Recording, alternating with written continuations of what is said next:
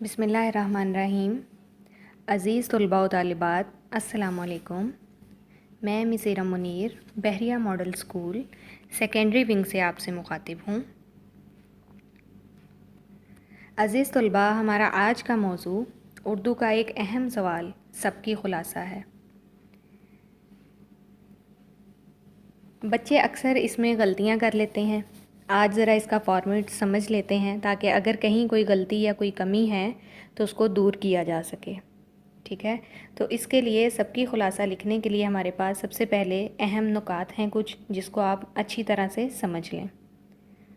سب سے پہلا پوائنٹ ہے ہمارے پاس، سبق کا 2-3 مرتبہ بغور مطالعہ کریں اور ہر پیراگراف سے اہم نکات اخذ کر لیں، ٹھیک ہے؟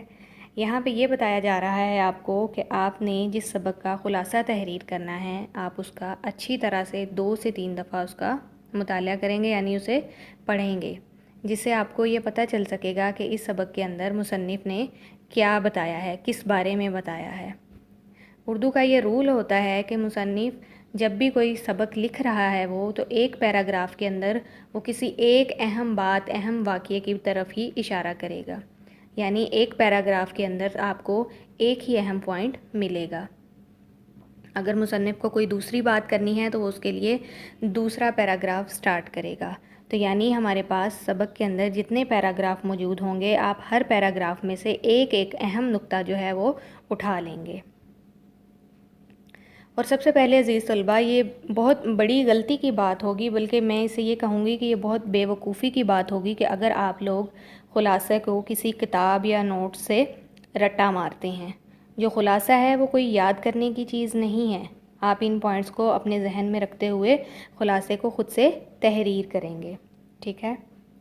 اس کے بعد دیکھیں ہمارے پاس پوائنٹ نمبر 2 ہے، خلاصہ میں مصنف کا تعارف نہیں کروایا جاتا۔ یعنی جب آپ خلاصہ لکھ رہے ہیں تو آپ نے اس کا آغاز اس طرح سے نہیں کرنا کہ مصنف کون ہے، وہ کہاں رہتا ہے، اس نے کیا کام کیے ہیں، یعنی مصنف کے بارے میں آپ یہاں پہ کچھ بھی بیان نہیں کریں گے۔ پوائنٹ نمبر 3 ہے ہمارے پاس، ہیڈنگ نہیں دی جاتی۔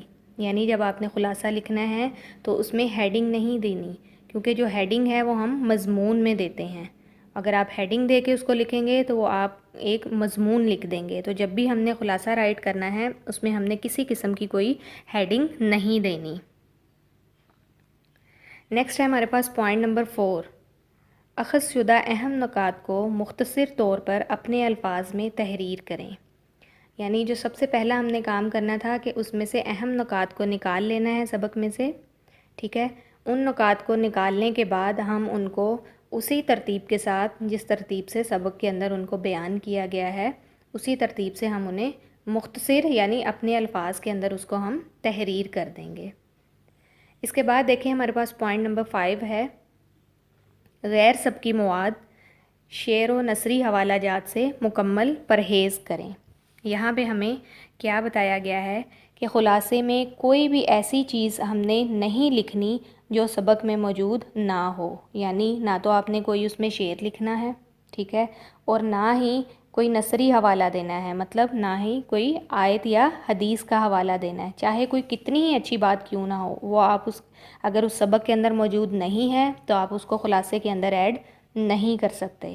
خلاصہ میں صرف وہ بات کی جائے گی جو آپ کے سبق کے اندر موجود ہوگی، اور اگر آپ خود سے کچھ بھی ایڈ کریں گے تو آپ کا جو ٹیچر ہوگا وہ اس کو کراس کر دے گا اور اس کے اوپر لکھ دیا جائے گا کہ یہ غیر متعلقہ مواد ہے، تو آپ کو اس کے نمبر نہیں دیے جائیں گے۔ اس کے بعد دیکھیں ہمارے پاس ہے نمبر 6 پہ، غیر ضروری واقعات شامل نہ کریں۔ یعنی غیر ضروری واقعات ہم نے شامل نہیں کرنے۔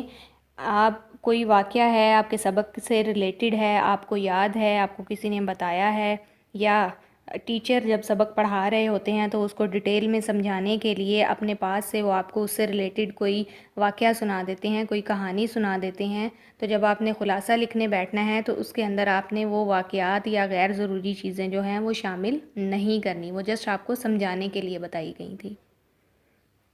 نیکسٹ آتے ہیں پوائنٹ نمبر 7 کی طرف، اپنا تبصرہ یا تجزیہ شامل کرنے سے پرہیز کریں۔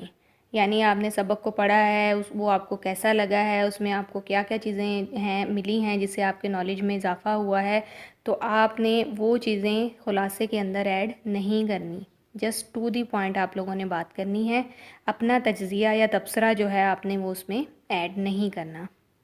اس کے بعد آتے ہیں پوائنٹ نمبر 8 کی طرف۔ سبق کی ترتیب اور املا کا خاص خیال رکھیں۔ جب ہم نے خلاصہ لکھنا ہے تو ہم نے اس چیز کا خاص خیال رکھنا ہے کہ ایک سبق کے اندر ہمیں کون سی بات بتائی گئی ہے اور اس کی ترتیب کیا ہے، یعنی کیا سیکوینس ہے، یعنی پہلا پیراگراف تھا تو اس میں ہمیں کیا بتایا گیا تھا، دوسرا پیراگراف تھا تو اس میں ہمیں کون سی بات بتائی گئی تھی، تو ہم نے اسی سیکوینس کے ساتھ اس کو لکھنا ہے جس سیکوینس کے ساتھ ہمیں سبق میں بتایا گیا ہے۔ اور اس میں املا کی غلطی بھی نہیں کرنی، یعنی لفظوں کو لکھتے ہوئے اس میں ہم نے مسٹیک نہیں کرنی، ان کو غلط نہیں لکھنا۔ نیکسٹ ہے ہمارے پاس پوائنٹ نمبر 9، خلاصہ میں صیغہ متکلم یعنی میں اور میرا کی بجائے بیانیہ طریقہ یعنی مصنف کی زبانی تحریر کریں گے۔ یعنی ہم خلاصے میں یہ نہیں کہیں گے کہ میں یہاں گیا تھا، میں نے یہاں پہ کچھ سیکھا تھا یا میں نے یہاں پہ کچھ لکھا تھا، یعنی آپ نے اپنا ذکر نہیں کرنا اس میں، بلکہ یہ بتانا ہے کہ مصنف نے یہ کیا تھا یا مصنف اس جگہ پہ گیا تھا، آپ نے مصنف کے نام سے خلاصہ کو تحریر کرنا ہے۔ تو اب دیکھیں، جب ہم سارے پوائنٹس کو اخذ کر لیں گے، نکال لیں گے جو مین پوائنٹ ہمارے پاس ہوں گے، تو ہم نے ان کو کیا کرنا ہے، مختصر الفاظ کے اندر ہم نے بیان کر دینا ہے۔ جب ہم سارے پوائنٹس کو اکٹھا کر چکے ہوں گے اور ان کو ہم اپنے الفاظ کے اندر بیان کر دیں گے تو یہ ایک بہترین خلاصہ بن جائے گا ہمارے پاس، اور یہ جو خلاصہ ہوگا وہ خلاصے کی تمام ضروریات کو پورا کرے گا۔ اور یہی طریقہ ہوتا ہے سب کی خلاصے کا، اس طرح سے تیاری کریں، نہ کہ رٹا ماریں، ٹھیک ہے۔ امید کرتی ہوں عزیز طلبہ کہ آپ کو سمجھ آ گئی ہوگی کہ سب کی خلاصہ کیسے تحریر کرتے ہیں۔